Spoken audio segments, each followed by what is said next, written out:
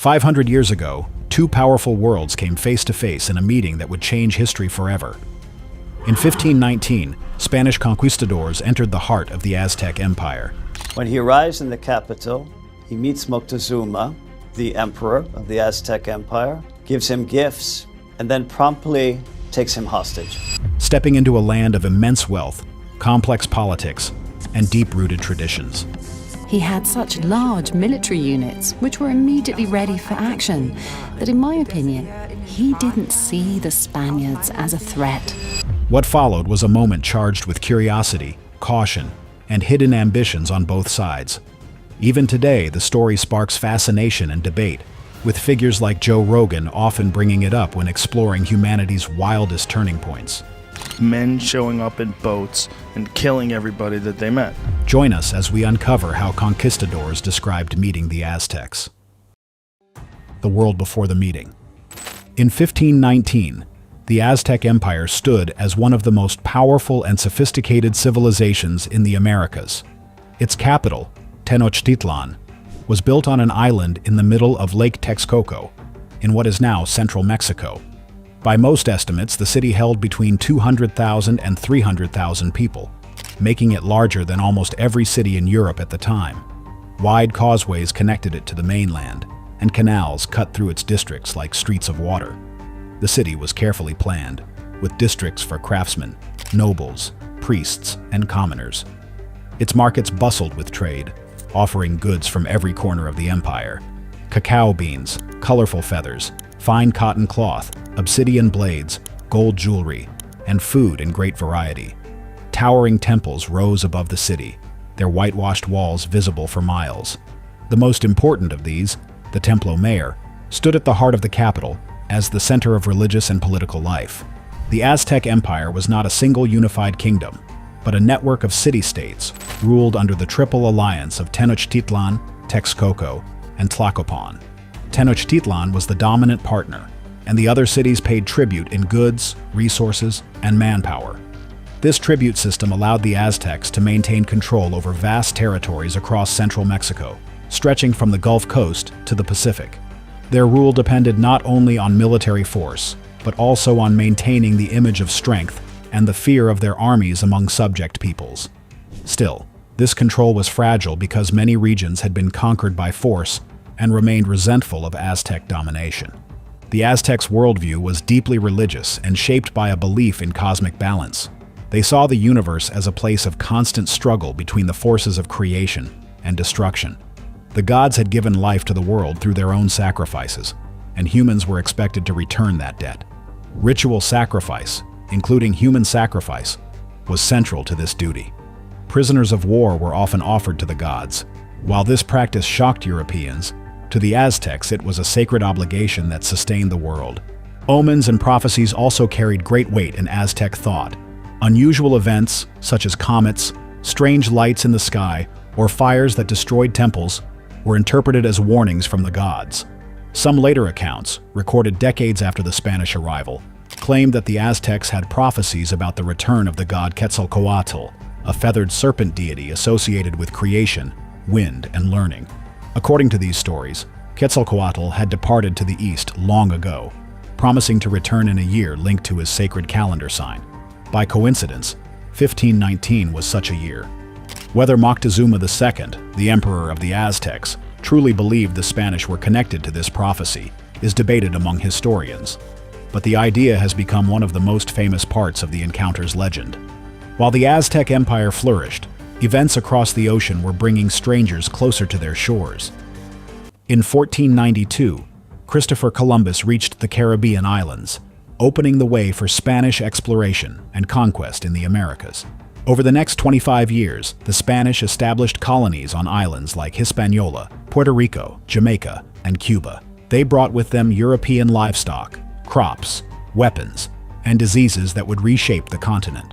The first generation of conquistadors learned how to fight in tropical climates, negotiate alliances, and exploit divisions among local peoples. They also developed a hunger for gold, land, and prestige, driven by both personal ambition and the promise of rewards from the Spanish crown. It was into this world that Hernán Cortés emerged. Hernán Cortés is remembered for conquering the Aztec Empire. Born around 1485 in the town of Medellin in Spain's Extremadura region, Cortés came from a lesser noble family with limited wealth. He studied briefly at the University of Salamanca, but left without a degree, drawn instead to the opportunities overseas. In 1504, he sailed to Hispaniola, where he began a career as a colonial official and landowner. He later joined the conquest of Cuba under Governor Diego Velázquez, gaining experience in leadership, law, and military affairs. Known for his ambition and charm, Cortés was also willing to bend rules when it suited his goals. When Velázquez chose him to lead an expedition to explore the mainland, Cortés prepared eagerly, but he also saw the chance to make himself independent. Defying orders to halt the voyage, he gathered men, ships, and supplies, setting in motion a journey that would take him into the heart of the Aztec world. The road to Tenochtitlan. In April 1519, Hernán Cortés and his expedition landed on the coast of the Gulf of Mexico, near present-day Veracruz. Almost immediately, they made contact with emissaries sent by Moctezuma II. These envoys brought rich gifts, gold ornaments, fine cotton clothing, and colorful featherwork, hoping to learn more about the strangers who had arrived in their land. The Spaniards admired the quality of the treasures, but also noticed the cautious way the Aztec messengers spoke. While they showed courtesy, they also tried to persuade Cortés not to come inland. Through interpreters, both sides exchanged polite speeches, each testing the other's intentions. The Spanish saw the gifts as a sign of potential wealth ahead, while Moctezuma's representatives likely viewed them as a diplomatic gesture meant to control the newcomers at a distance. Soon after establishing a foothold at Veracruz, Cortés began building alliances with peoples who had reasons to resent the Aztecs. One of the first was the Totonacs of Chempoala, a coastal people who paid heavy tribute to Tenochtitlan. The Totonac leaders complained about Aztec tax collectors, and Cortés encouraged their defiance. In a symbolic move, he even detained some of Moctezuma's officials in Chempoala, showing the Totonacs that he was willing to challenge Aztec authority. This early alliance gave Cortés local guides, warriors, and valuable knowledge of the region. The most important partnership, however, was with the Tlaxcalans. Tlaxcala was a small confederation of city-states surrounded by Aztec territory, locked in long-standing hostility with the empire. At first, the Tlaxcalans fought fiercely against the Spanish, attacking them in several battles. The fighting lasted for more than 2 weeks, with heavy losses on both sides. Eventually, Tlaxcala's leaders decided that it would be wiser to ally with Cortés than to fight both the Spanish and the Aztecs. This decision changed the balance of power in central Mexico. Tlaxcala provided thousands of experienced warriors, as well as a safe base for rest and supplies. Even with these alliances, not all of Cortés's men were convinced about the campaign. Some feared the dangers ahead and considered returning to Cuba. Cortés took a drastic step to remove any thought of retreat. He ordered the destruction of the expedition's ships at Veracruz. The vessels were dismantled, and their parts were repurposed for building and repairs on land. By doing this, Cortés ensured that his men had no way to sail back. The message was clear: they would succeed or fail in this new land, but they would not turn back. The decision shocked some and inspired others, but it bound the group to the march inland. On the way toward Tenochtitlan, the Spanish Tlaxcalan force passed through the city of Cholula, an important religious center allied with the Aztecs. Accounts differ on what happened there. Spanish sources claim they learned of a planned ambush, while some indigenous accounts suggest the Tlaxcalans pushed for an attack to weaken an old enemy. Whatever the reason, the result was brutal. The Spaniards and their allies struck suddenly, killing many nobles and burning parts of the city. This sent a clear signal across central Mexico that resisting the newcomers could bring devastating consequences. After leaving Cholula, the road led into the Valley of Mexico. As the army approached, they began to see the Great Lake with its shimmering waters and the distant outline of cities rising from it. Causeways stretched like wide bridges toward the island capital, and canoes moved across the surface, carrying goods and people. For many Spaniards, this was the first sight of Tenochtitlan itself, a city unlike anything they had ever imagined, and the place where they would soon meet the ruler of the Aztec Empire. The stakes on both sides. By the autumn of 1519, the approach of Hernán Cortés and his force toward Tenochtitlan had created a growing sense of uncertainty for Moctezuma II, as Tlatoani, or ruler of the Aztec Empire. He was responsible for maintaining the stability of a realm that stretched across much of central Mexico. His position depended on projecting both strength and wisdom. A reckless war could weaken the empire and invite rebellions from subject cities that already resented Aztec rule. At the same time, appearing too passive could be seen as a weakness by both allies and enemies. Reports from envoys told him that the strangers possessed unfamiliar weapons, animals, and tactics. Some accounts even tied their arrival to earlier omens, which to certain priests and nobles hinted at events foretold in sacred traditions. Moctezuma had to decide whether to confront these newcomers immediately, try to contain them through diplomacy, or prepare for conflict under more favorable conditions. The Spanish, meanwhile, faced challenges of their own. Cortés's force, even after gathering native allies, was still small compared to the vast armies the Aztec Empire could command. His original Spanish contingent numbered only a few hundred men, and while the Tlaxcalans and Totonacs provided thousands of warriors, their loyalty was tied to the promise of weakening the Aztecs. If the campaign went poorly, those same allies could abandon or even turn against them. Supplies of food, weapons, and powder had to be maintained through constant negotiation and movement. The Spanish had never fought a force on the scale of the Aztec military, and they could not be certain how well their armor, cavalry, and firearms would perform in open battle against the warriors of the empire. Both sides also faced a deep lack of understanding about each other's world. The Aztecs had never seen horses, steel swords, or artillery before, and the sight and sound of these weapons in action left strong impressions. The Spanish, for their part, had no real knowledge of the Aztec political system, religious motivations, or methods of warfare beyond what their interpreters and allies told them. Many misunderstandings were inevitable. For example, formal Aztec diplomatic customs, gifts, ceremonial speech, and processions could be interpreted by the Spanish as signs of submission, rather than acts of respect or protocol. Similarly, Spanish demands for gold and Christian conversion had no place in Aztec traditions, creating confusion about the strangers' true goals. As the two forces moved closer, tension grew steadily.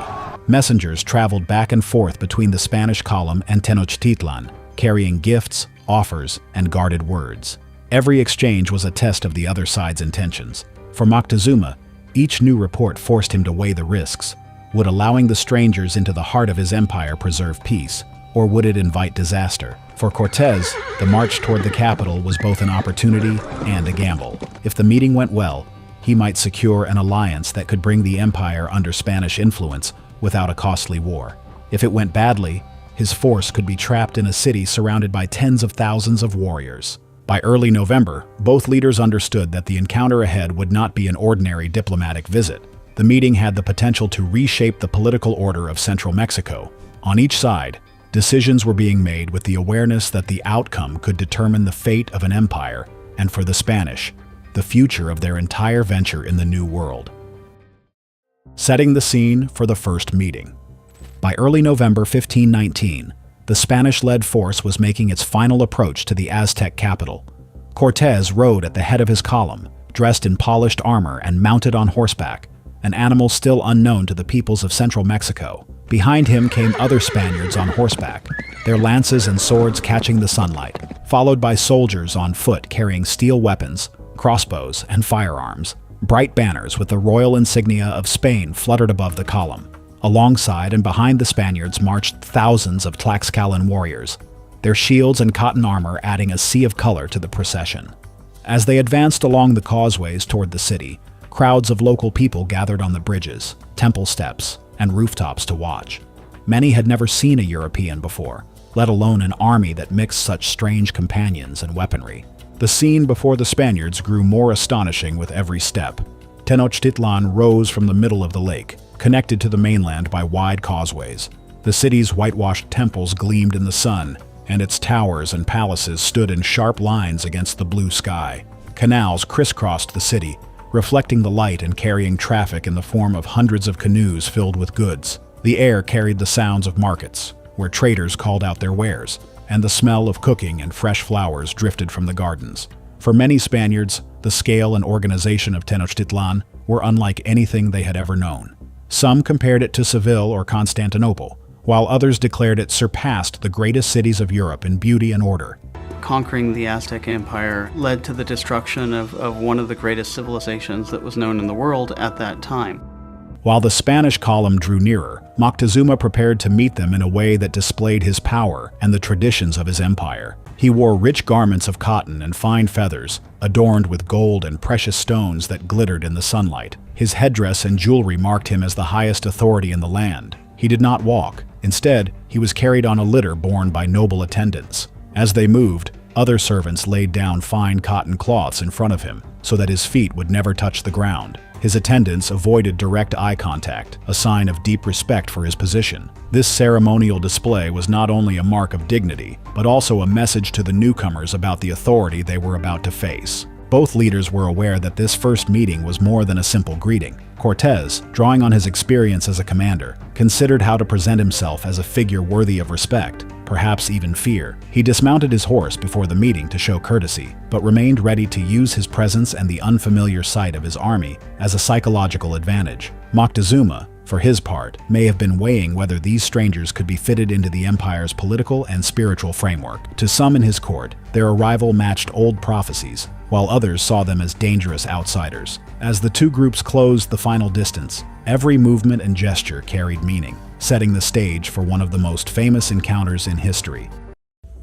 How conquistadors describe meeting the Aztecs. Here's how conquistadors described meeting the Aztecs. According to them, the chain of events that led to that first encounter began long before they stood face to face with Emperor Moctezuma. A small group of Spanish conquistadors, led by Hernán Cortés, had landed in the heart of the Aztec Empire in 1519. From the start, they knew they were far from home, surrounded by unknown people and landscapes. Cortés, aware that some of his men doubted the mission and feared the dangers ahead, decided on a measure that would remove all thoughts of turning back. He ordered every ship they had sailed from Cuba to be destroyed. The vessels were run aground and dismantled so no one could return to the Caribbean. This was not a rash act, but a calculated step to bind his men to the conquest. He compared it to Julius Caesar's crossing of the Rubicon, a symbolic point of no return that committed them fully to the campaign. As they advanced inland, their first real glimpse of Tenochtitlan left them stunned. The road narrowed as it crossed the lake, just wide enough for men and horses,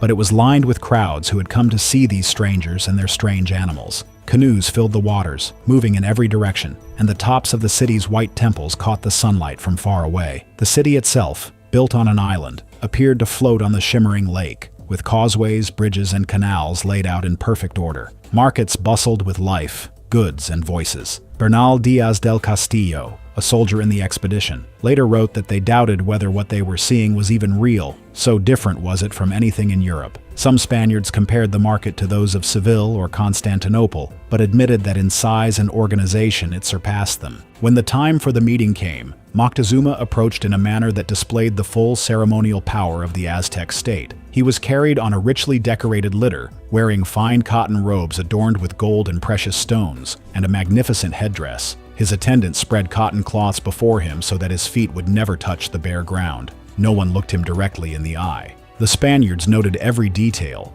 understanding it as a show of wealth, authority, and order. In their accounts, Moctezuma did not greet them as equals. Some wrote that he appeared to see them as divine beings, or as the fulfillment of old prophecies, though no record of this exists in contemporary Aztec writings. Cortés, in turn, dismounted from his horse to show respect, and presented himself with calm and formality, but he was also measuring the situation for any military advantage. Despite the warm welcome, the Spaniards felt uneasy. They were deep inside a powerful city, far from their allies, and vastly outnumbered. Cortés decided on a bold and dangerous move to secure control. He accused Moctezuma of ordering an attack on Spanish forces near the coast. In the tense exchange that followed, the emperor was taken into Spanish custody without a fight. From that moment, Moctezuma lived under guard in his own palace, effectively a prisoner, giving the Spaniards temporary political leverage over the empire. While Moctezuma remained in their control, the Spaniards explored the city. They visited the great marketplace, where they saw gold dust sold in goosebone tubes, finely woven textiles, and all kinds of food and goods.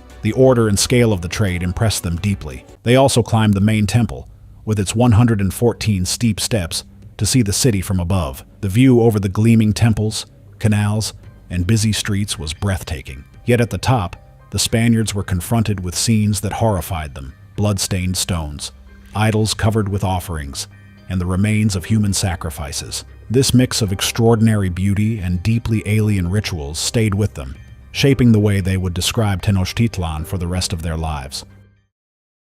Legacy and memory. The meeting between Cortés and Moctezuma did not end with lasting peace. The months that followed were marked by a tense coexistence. The Spaniards lived inside Tenochtitlan under Moctezuma's protection, but the balance of power was fragile. Any small spark could turn into violence. That spark came in mid-1520, when Pedro de Alvarado, left in command during Cortés's absence, ordered an attack during the festival of Tenochtitlan. The killing of Aztec nobles and warriors triggered a massive uprising. When Cortés returned, the city was in open revolt. In the chaos, Moctezuma died. Spanish sources claimed he was struck by stones thrown by his own people, while Aztec accounts accused the Spaniards of killing him. Facing overwhelming resistance, the Spaniards attempted a night escape on June 30th, 1520, an event remembered as La Noche Triste. Hundreds of Spaniards and thousands of native allies died trying to cross the causeways under Aztec attack. In the months that followed, the Spaniards regrouped with their Tlaxcalan allies. Disease also struck Tenochtitlan. A smallpox epidemic, likely introduced by one of Cortés's men, killed large numbers of the city's inhabitants, including the new ruler, Cuitlahuac. In 1521, Cortés returned with a stronger army, reinforced by tens of thousands of indigenous warriors from rival city-states. The siege of Tenochtitlan lasted for months. Spanish brigantines cut off supply routes across the lake, while their allies attacked the city's defenses on the causeways. On August 13, 1521, the Aztec ruler Cuauhtémoc was captured trying to flee, marking the end of the empire. The immediate result was the destruction of the Aztec political system. The Spanish declared the creation of New Spain, with Mexico City built directly over the ruins of Tenochtitlan. Spanish language, laws, and Catholicism became the dominant forces. Indigenous nobility were allowed some local authority, but under colonial control. Over time, the cultural landscape changed as European and indigenous traditions blended, though often under pressure from Spanish authorities. Many temples were demolished, replaced by churches. The Templo Mayor itself was buried under new buildings, symbolizing the shift in power. For centuries, the Spanish version of events was the most widely told, a small, brave group of conquistadors defeating a vast empire through superior courage, weapons, and leadership. This narrative made Cortés a hero in European history. However, modern historians have reinterpreted the conquest as a far more complex event. They emphasize the decisive role of indigenous allies, such as the Tlaxcalans, the devastating impact of disease, and the political fractures within the Aztec Empire. The story is now seen less as a simple tale of European superiority and more as the outcome of a multi-sided war. Today, the meeting between Cortés and Moctezuma remains a powerful symbol. In Mexico, it is tied to questions of national identity, colonial memory, and historical justice. In recent years, Mexican leaders have publicly asked Spain to apologize for the violence of the conquest, a request Spain has rejected. Archaeologists continue to uncover the remains of Tenochtitlan, including parts of the Templo Mayor, giving the public a more tangible connection to the city the conquistadors once described. Around the world, the image of these two leaders meeting, one representing the Aztec world at its height, the other the expanding Spanish Empire, continues to fascinate, serving as a reminder of how two civilizations collided and changed the course of history forever. How do you think Moctezuma should have reacted when he heard reports of strange, armed men arriving on the coast? Let us know in the comments and subscribe to our channel for more.